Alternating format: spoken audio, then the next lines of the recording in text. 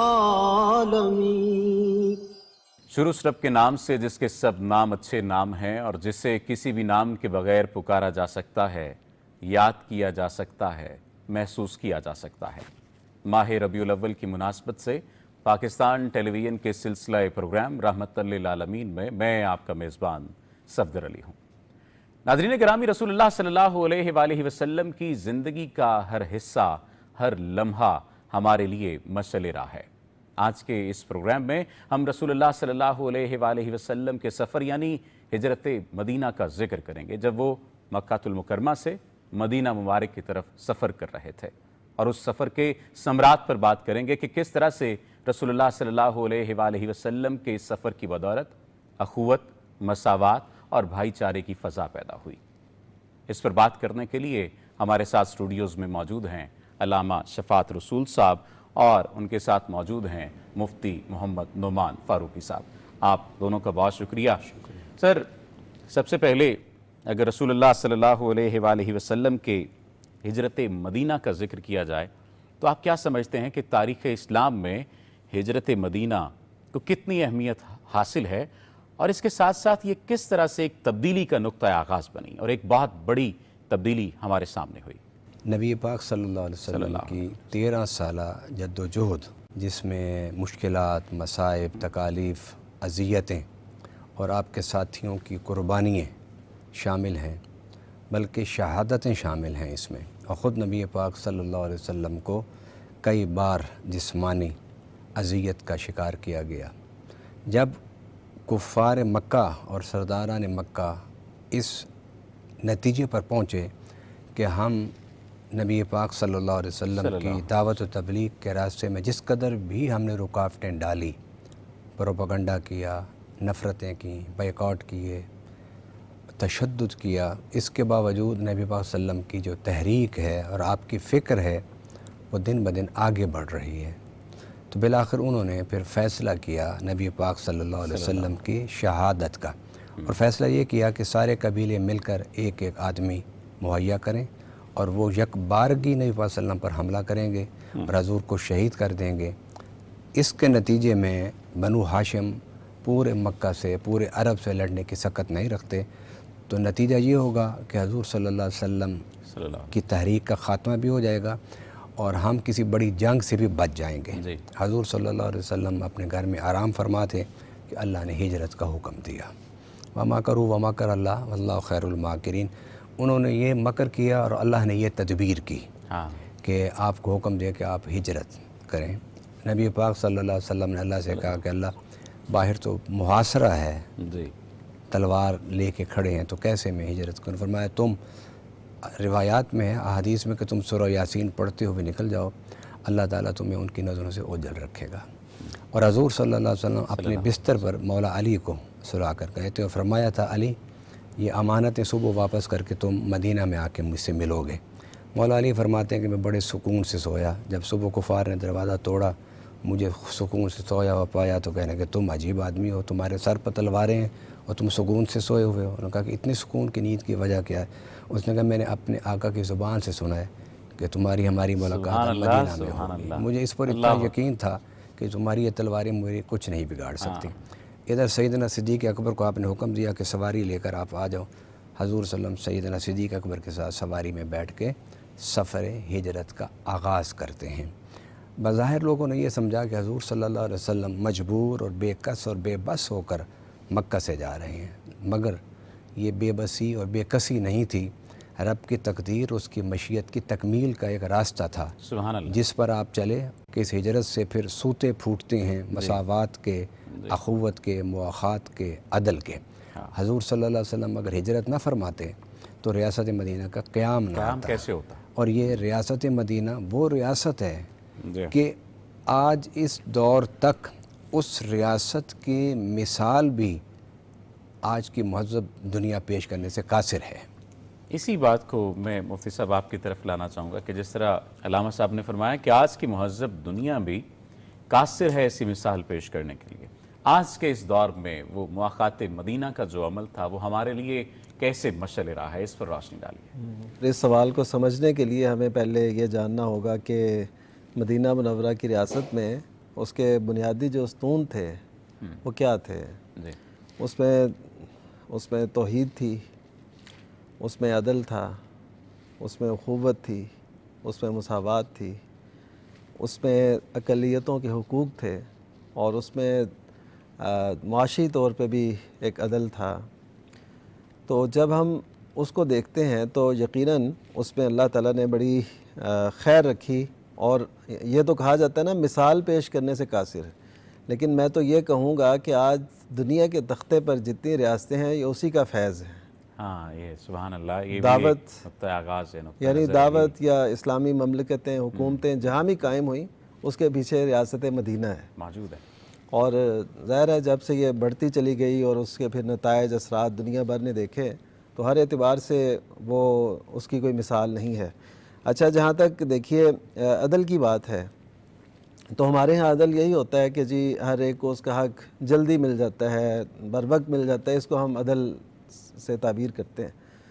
لیکن آپ کو بنو قریظہ کے واقعے کے حوالے سے عرض کروں کہ جب قریظہ کے یہود نے یہ فیصلہ کیا کہ حضرت سعد بن معاذ رضی اللہ تعالیٰ عنہ ہمارا فیصلہ کریں، تو اس وقت نبی کریم صلی اللہ علیہ وسلم کے علم میں تھا، وحی آ چکی تھی کہ ان کو قتل کیا جائے، لیکن چونکہ یہود نے سعد بن معاذ انصاری رضی اللہ تعالیٰ عنہ کو اپنا فیصل مقرر کیا تھا، آپ صلی اللہ علیہ وسلم نے وحی کے متعلق بھی انہیں نہیں بتایا کہ اللہ کی یہ چاہت ہے، میری یہ چاہت ہے، ان کو فیصلے میں آزاد چھوڑا، اللہ حتیٰ کہ وہ سخت ترین دشمن ہیں، اور اس موقع پہ دشمن ہے کہ جب احزاب میں دوسرے عساکر جمع ہیں مدینہ کی ایک طرف، اور ادھر سے یہ عہد شکنی کر رہے ہیں، ایسی مشکل گھڑی میں وہ دشمن ہیں اور یہ انہوں نے کارروائی کی ہے، لیکن نبی کریم صلی اللہ علیہ وسلم اپنے فیصلے سے انہیں آگاہ نہیں کر رہے کہ اللہ کی یہ چاہت ہے۔ جب انہوں نے فیصلہ کیا نا کہ بنو قریظہ کے تمام جو جنگجو ہیں ان کو قتل کیا جائے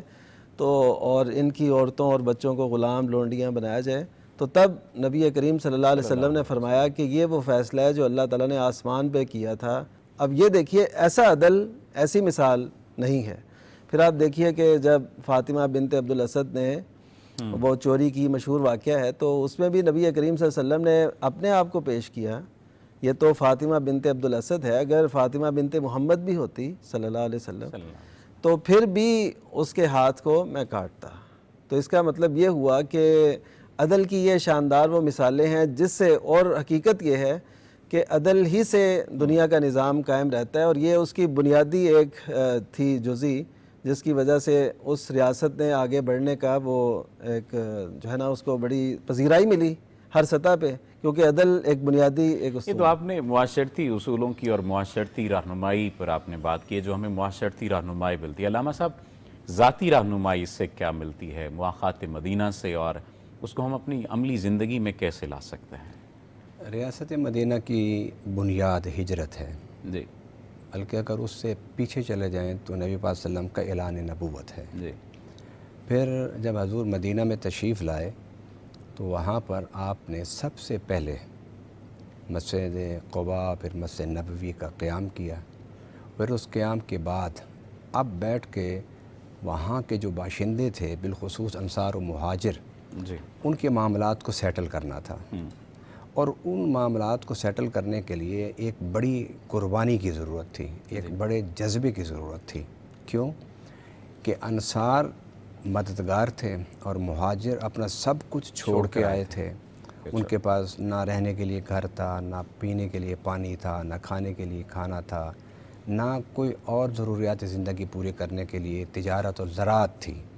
تو نبی پاک صلی اللہ علیہ وسلم نے ان کو آپس میں ایک دوسرے کا بھائی بنایا، ایک انصاری اور ایک مہاجر، ایک انصاری ایک مہاجر، ایک انصاری ایک مہاجر، اور یہاں تک کہ حضور صلی اللہ علیہ وسلم جب یہ اعلان فرما رہے تھے، ایک مواخات ہوتا ہے نا کہ حاکم فیصلہ کر دے، دیکھنا یہ کہ اگلے کتنا قبول کرتے ہیں، جبکہ قرآن پاک میں ہے کہ اللہ تعالیٰ فرماتے ہیں قالوا سمعنا واطعنا، کہ میرے پیارے حبیب صلی اللہ علیہ وسلم کے صحابہ کا انداز یہ تھا، ادھر سنا، ادھر دل میں بات پہنچی اور اطاعت کا نعرہ لگا دیا اور اطاعت کا اعلان کر دیا۔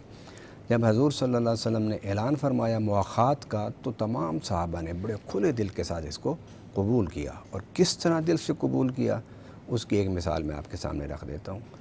بعض صحابہ کرام کی 2 شادیاں تھیں. انہوں نے کہا یا رسول اللہ اگر اجازت ہو تو ہم اپنی ایک بیوی کو طلاق دے کے اپنے بھائی جو آپ نے میرا بھائی بنایا ہے اس کو میں دے دوں. گھر میں شراکت قبول کی, کاروبار میں زراعت میں شراکت قبول کی, اور پھر آگے بڑھ کر یہاں تک رسول اللہ صلی اللہ علیہ وسلم کے بارگاہ عالیہ میں انہوں نے یہ پیش کیا کہ حضور اگر آپ اس کی اجازت دیں تو ہم اس کے لیے بھی تیار ہیں. اب یہاں پر ایک بڑی خوبصورت سی بات ہے. مولا علی کھڑے تھے, وہ انتظار کر رہے تھے کہ مجھے کس کا بھائی بناتے ہیں. تو حضور صلی اللہ علیہ وسلم سے پوچھتے ہیں کہ آقا میرے بارے میں فرمایا انت اخی فی الدنیا والآخرہ, اللہ تو دنیا اور آخرت میں تو میرا بھائی ہے.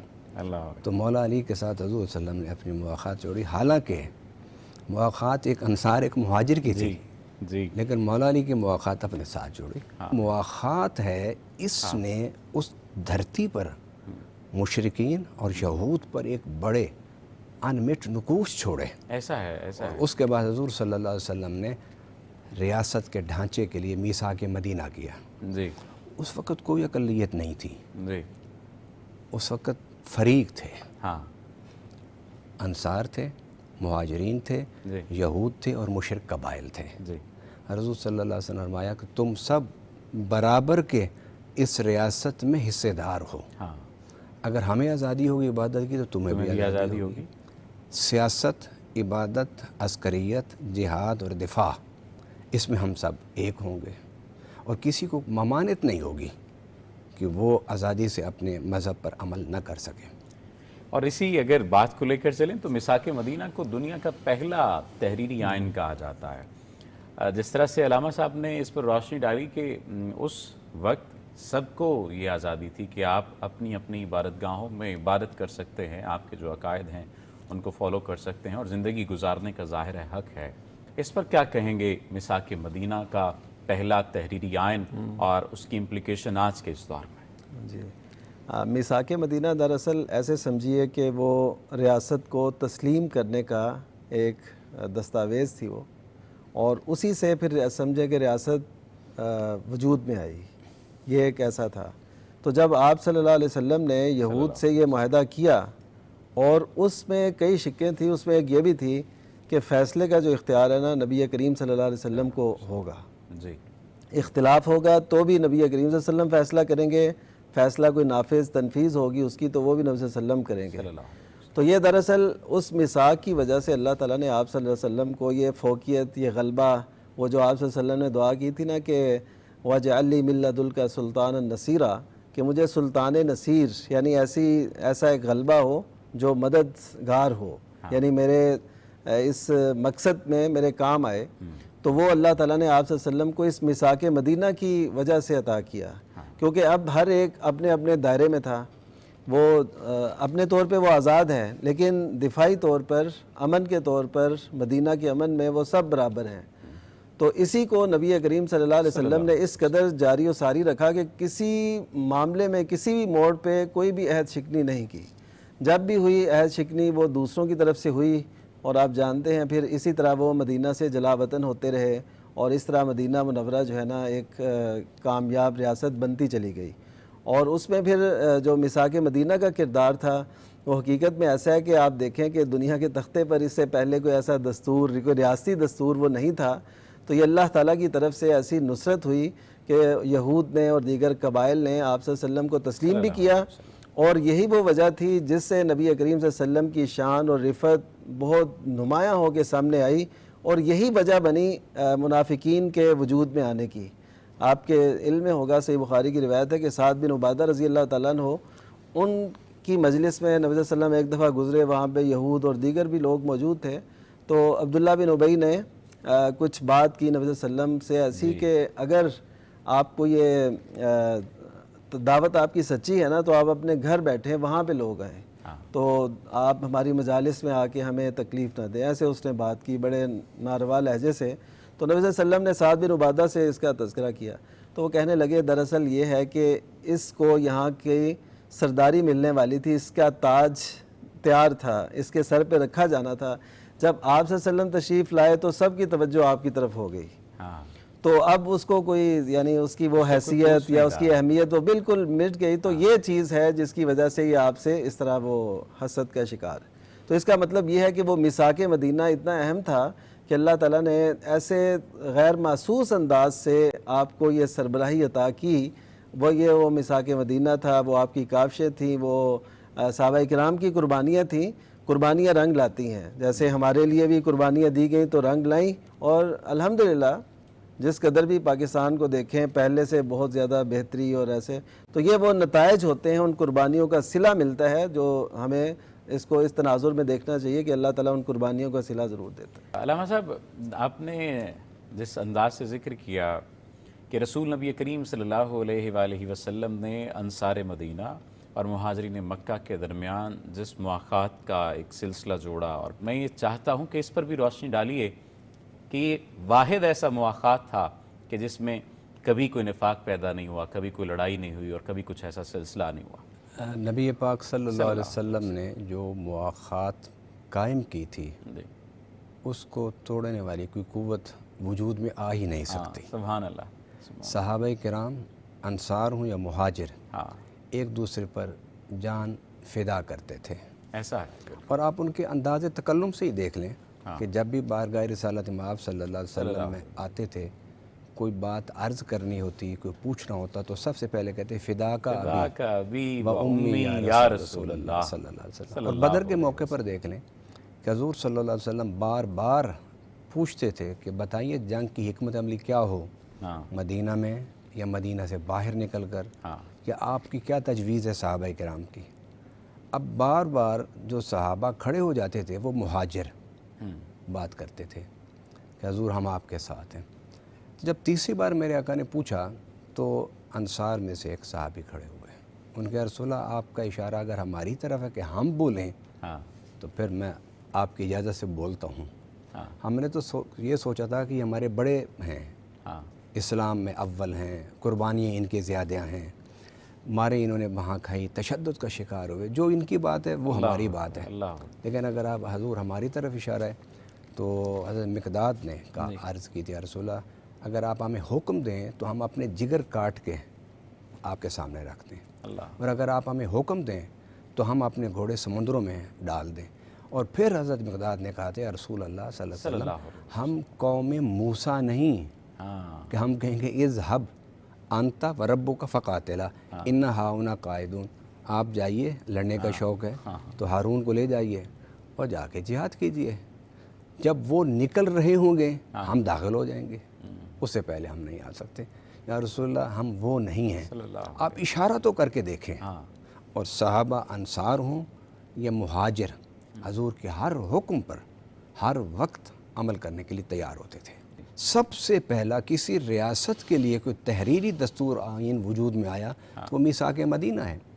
اور آپ اگر دنیا کے بعد کے جو آئین ہیں ان کا اگر آپ دیکھیں, مطالعہ کریں, تو مجھے تو ایسے لگتا ہے کہ انہوں نے میثاق مدینہ سے خیرات لی ہوئی ہے. ایسا ہے, مدینہ میدان سے سارا کچھ لیا ہوا ہے. اور آج دنیا تسلیم کرتی ہے, اسلام کو تو تسلیم کرتی ہے, لیکن کاش ہم مسلمانوں کو بھی تسلیم کرتے. اور وہ اس وقت تسلیم کریں گے جب ہم اس حضور صلی اللہ علیہ وسلم کی ریاست مدینہ کے جو اصول ہیں, خد و خال ہیں, ان کو اپنائیں گے.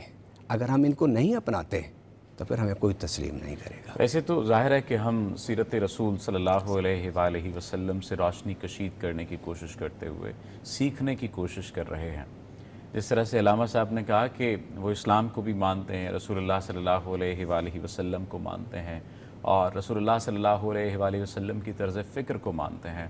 ہم کس انداز سے مانیں رسول اللہ کی طرز فکر کو کہ اقوام عالم میں ہم برابری کی بنیادوں پر کھڑے ہوں اور لیڈ کرنے والوں میں سے موجود ہوں.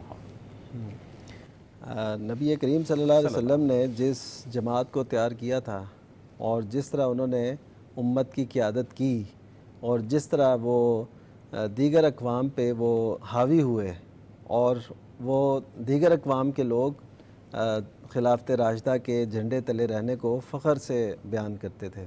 تو یہی وہ خد و خال ہیں اور یہی وہ ضوابط ہیں جن کی وجہ سے ہم ریاست کو آگے سے آگے لے کے چل سکتے ہیں. اب دیکھیے کہ نبی کریم صلی اللہ علیہ وسلم کے فرامین کی روشنی میں صحابہ کرام نے وہ طرز اختیار کیا. ایک ایک لمحے پر ایک ایک موڑ پہ انہوں نے نبی کریم صلی اللہ علیہ وسلم کی سنت سے روشنی لی اور اس کو پھیلایا۔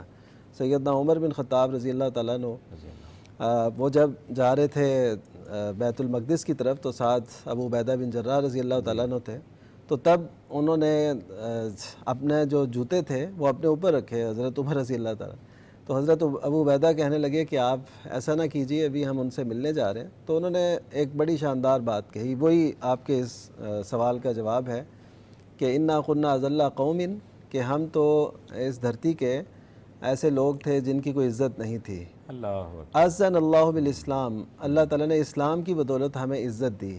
مہما نطلب العزہ بغیر ما اعزنا اللہ، تو جب بھی ہم اس عزت کی کوشش کریں گے نا اس طریقے سے جو ہمیں اللہ نے نہیں دی عزت، تو پھر اذلنا اللہ، اللہ تعالیٰ ہمیں پھر وہ عزت ہم سے چھین لے گا۔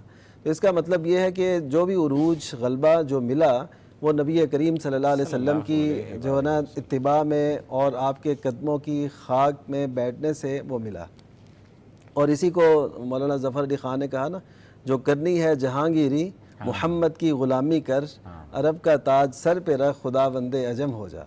اور حقیقت یہ ہے کہ اگر کامیابی اور کامرانی ہمیں چاہیے اور ہم چاہتے ہیں کہ ہم سالار بنیں، ہم قافلہ انسانیت کے ہدی خواں بنیں، ہم ان کی قیادت کریں، تو اس کے لیے نبی کریم صلی اللہ علیہ وسلم کی سیرت اور سنت کو اپنانا ہوگا۔ آپ دیکھیے کہ اس مدینہ کے اندر ایسا تصور بھی نہیں تھا، لوگ وہاں بھی بستے تھے، لوگ مکہ میں بھی بستے تھے، کبھی ان کے ذہن میں دور دور تک بھی خیال نہیں تھا کہ کل ہم کیسر و کسریٰ سے ٹکرائیں گے، لیکن نبی کریم صلی اللہ علیہ وسلم نے ایسی سوچ، نہ صرف ٹکرائیں گے بلکہ غالب آئیں گے، غالب آئیں گے۔ ہاں غالب آئیں گے۔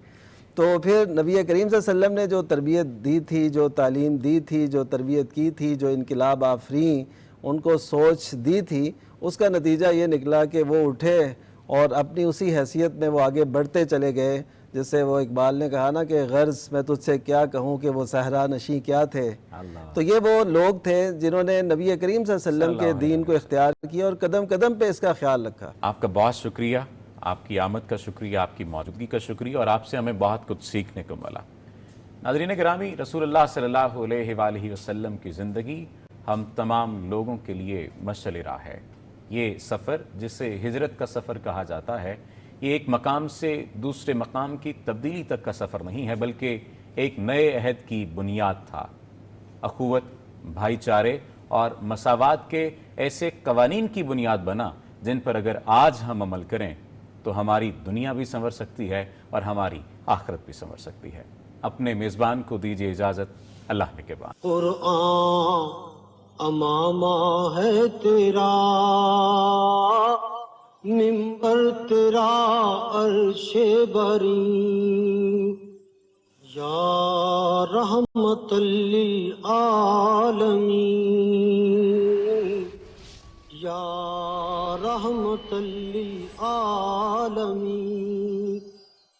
قرآن